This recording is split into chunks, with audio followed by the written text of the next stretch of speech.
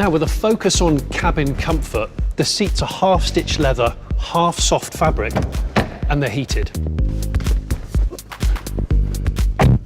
So when you get in, you're met with a pretty airy, open, clean interior. And by that I mean it's quite an uncluttered look. The dash is low and it's quite level, so it's good for visibility. In the middle here, you've got a 9-inch touchscreen, but there are physical buttons for the things that you typically use more often, like the heating, air conditioning, demisting, and volume control, which is pretty good.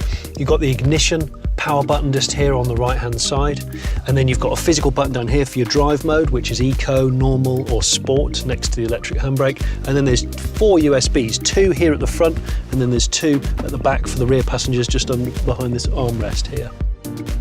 So there's a lot of soft touch furnishings to the dash, but in the middle you've got this full width selection of vents, bookended by these L-shaped vents, and these are a new development from Honda. The idea being they disperse the air a little bit more gently rather than just blasting your face or your feet, and that can circulate the air a bit more efficiently in the cabin. Talking of which, let's go in the back. And that spaciousness continues in the rear of the cabin. Back here we've got a couple of different configurations of cargo space, and this is Honda's so-called magic seat system. Here we've got what they call the tall seat function, so the bottom swings up, locks out, and you can put things like tall pot plants or big dogs in here.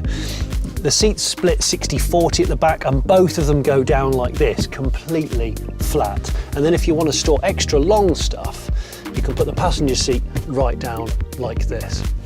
Then for humans, well, the good news is there's almost a completely flat floor in the HRV. There's actually more space in this HRV than the previous model. Loads of headroom, better legroom, especially for the person sitting in the middle at the back. And again, a feeling of openness and airiness.